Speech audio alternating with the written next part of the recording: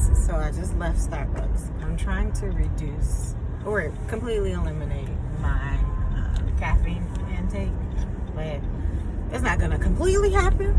But I am eliminating my espresso, and I'm doing some detoxing by drinking hot chocolate, and it is rough. I have had a headache for the last several days, but in my head, I'm trying to give this kid as much chances as possible. And while I know caffeine can be drunk once a day, there's still studies that kind of are willy-nilly and they don't have a clue. So I'm like, all right, just cut out the caffeine. You can do it, Kelly. You can do it.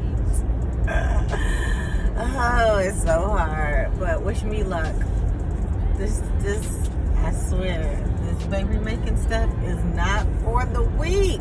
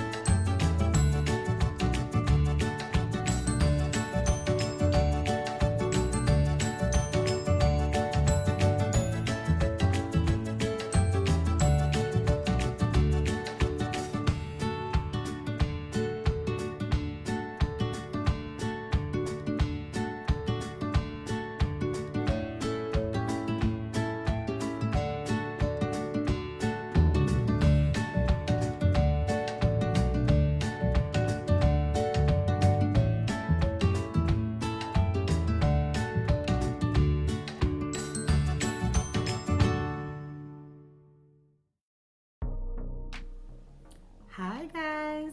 First of all, welcome back. But if you have not gotten an overview of who I am, what my journey is about, just a quick summary, please go check out my first video. This video I'm probably going to drag my husband into, so I did give him a heads up earlier. You smile now. I knew that you've been running for a while now.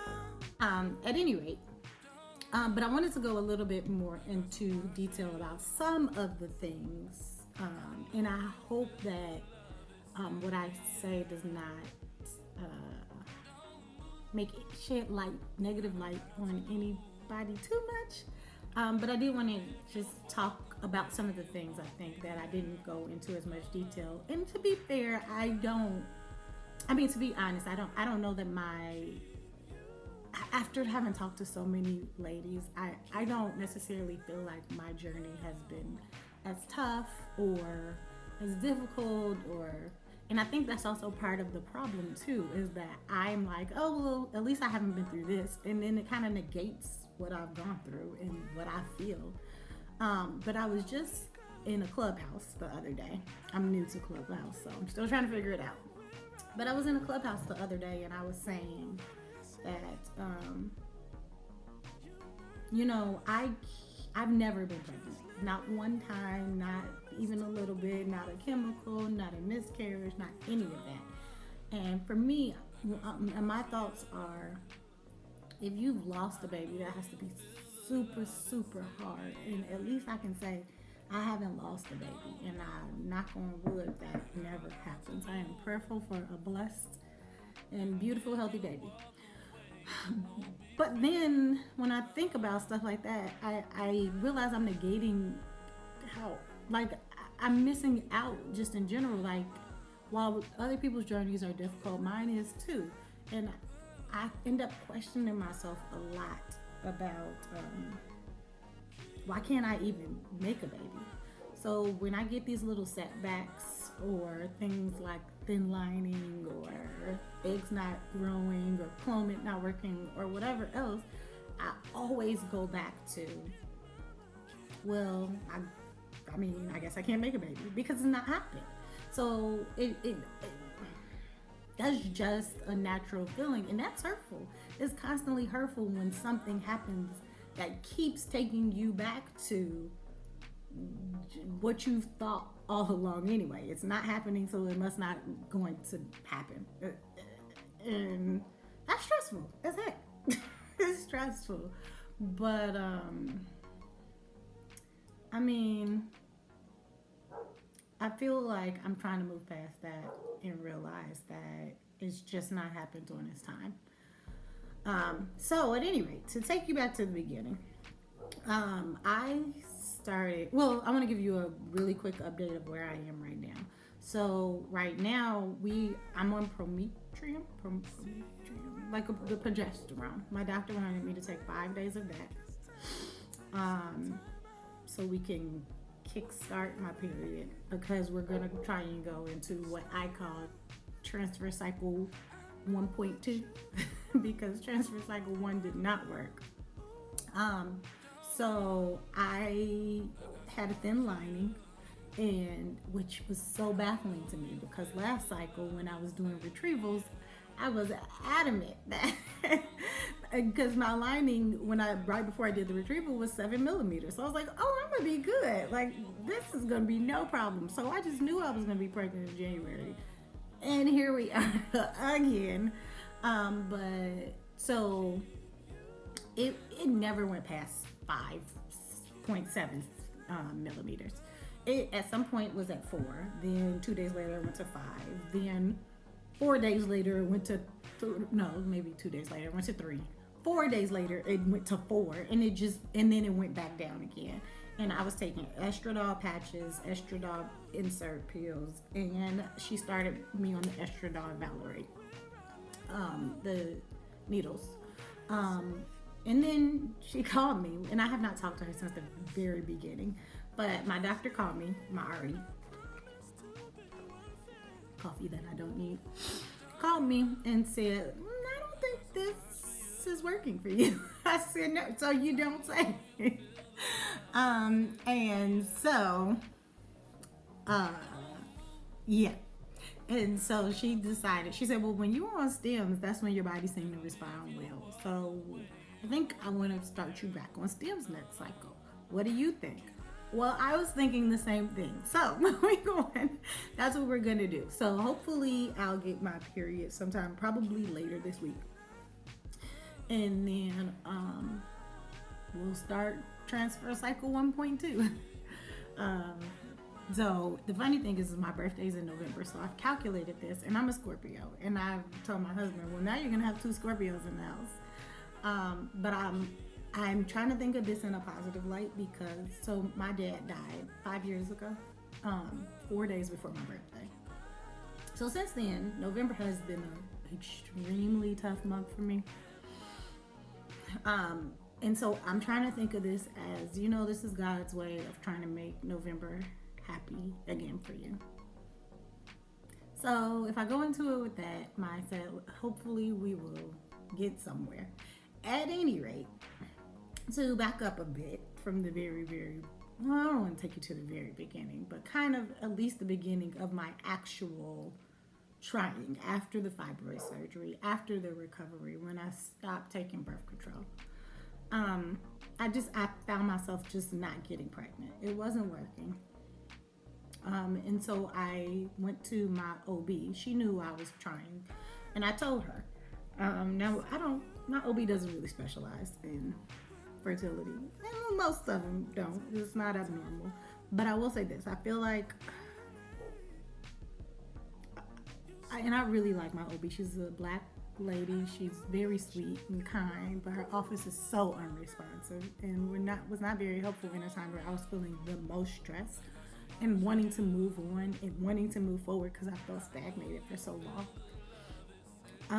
So I would be asking for blood work that would take 50 years to get, or results that would take 50 years to get, or referrals that would take 50 years to get. And it took me months. It took me probably a year to finally get the referral for my reproductive endocrinologist. And that was,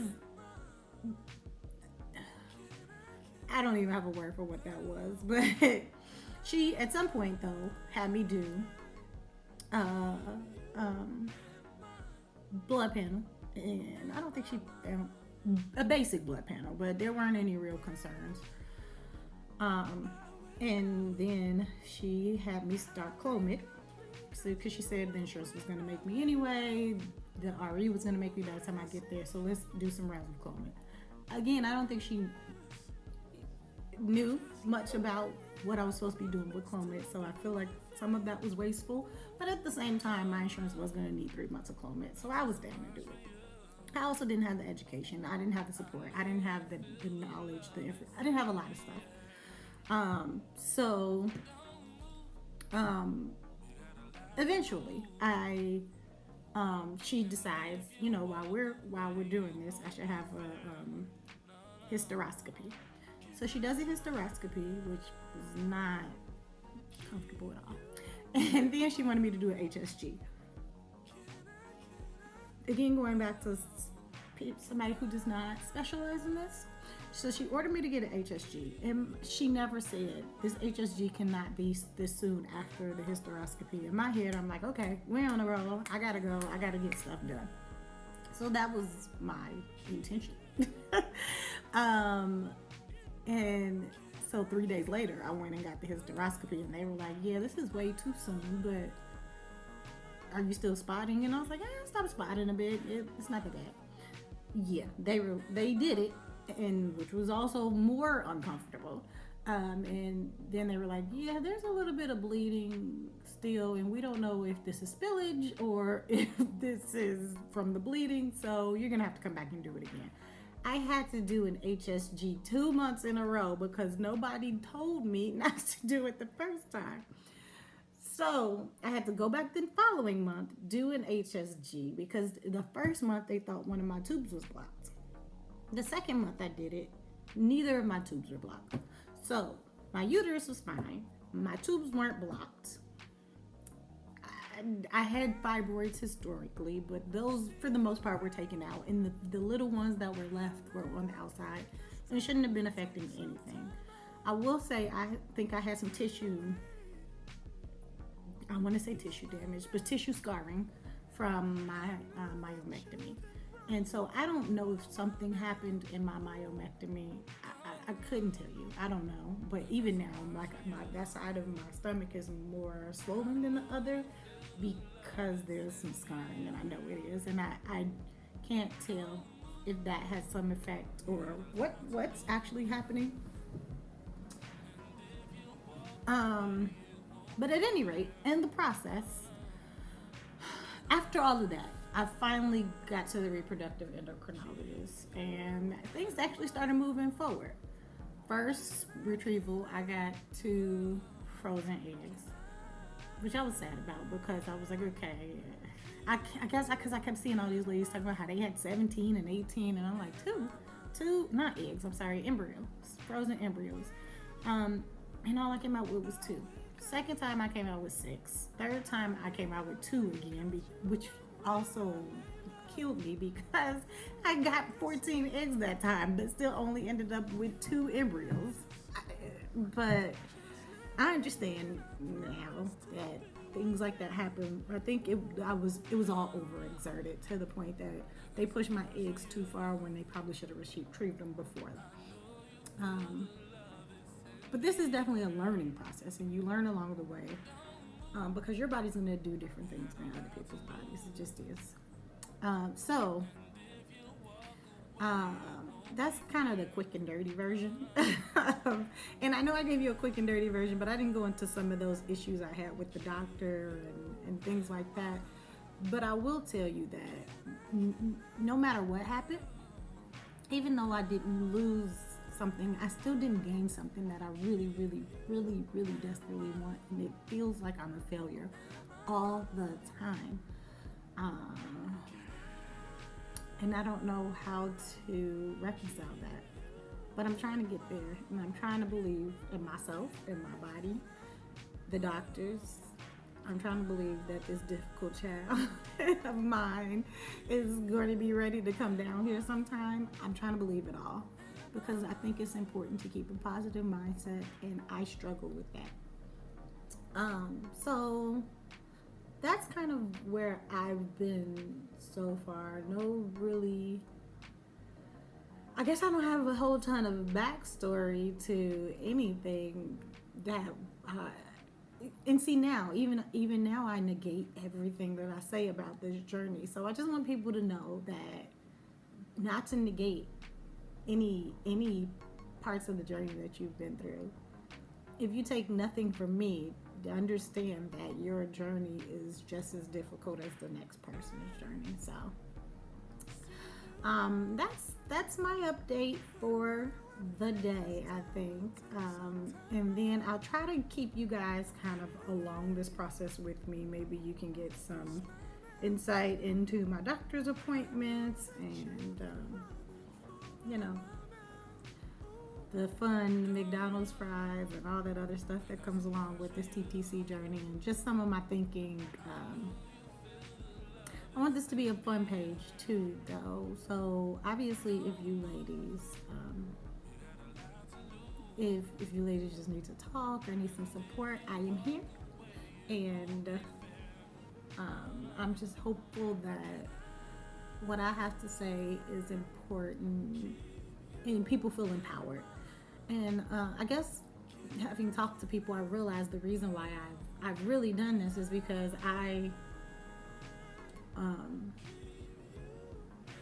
as a black girl, I have not had anybody to talk to about this stuff. Nobody came to me and said, hey, you might have problems trying to make a kid, or this is what you need to know about your reproductive system. And I think what we think we should know, like what one person thinks they should know is not necessarily what the next person knows. That's not what we were taught. That's not how we understand. And quite frankly, some of the stuff that we think is right is not necessarily always right anyway. In the black community, we do not have these conversations. Like, my grandma had several miscarriages, and I knew that growing up, but she also had fibroids. I didn't know that. Might have been on the lookout for it. I don't know why she was having miscarriages, and she probably doesn't either. But I might have been on the lookout for that being a problem. If somebody would have told me, hey, be mindful of your egg health. Hey, be checking in with your doctor. You don't have all eternity to wait. And don't get me wrong, this message is not about rushing to go to the doctor. Rushing to have a baby, I'm sorry. And when you're not ready. But it is about being mindful about whether you can do this on your own. Because I'm sure most of us thought, nah, I'm just gonna have sex and make a baby. And that was not that easy, apparently. So go talk to your doctor. Go get your blood work checked. Because even now, there might be something else going on with me that I'm waiting it out just to see. But that could be affecting my fertility too. So get all that stuff. Get your health in general checked out, because things that could be resolved earlier on might later affect your fertility. So I guess I'd just be more on top of it. Talk to your daughters, talk to your mothers, have these conversations with people so you're better informed and better prepared when you do want to have a kid. And also, had I known my eggs was going to be so old, I might have been taking care of them a little bit more when I was younger. So, yeah, that's really kind of why I felt like I wanted to talk out more. Because I can keep this all a secret and private, but why? Like, keeping things in private means that it's something to be ashamed about. And while I don't necessarily want to have ongoing everyday conversations with somebody about it, just because sometimes you just don't feel like talking or explaining. Honestly, for me, it's more explaining. Sometimes I have to then explain to you the issue, and then y'all can be like, oh, is it okay? Oh, did this happen? Oh, what's going on? Like, I also don't want the sympathy when I'm already feeling sad and depressed, and I don't need that. I need positive energy around me. So, yeah, it's just about being, but I do want to be open on this journey and at least talk to people, talk to the bigger crowd of people, I guess is what I'm saying. So, now that I am done rambling, I hope you guys were able to, enjoy this and take something from it. And I hope to see you guys next time. Bye.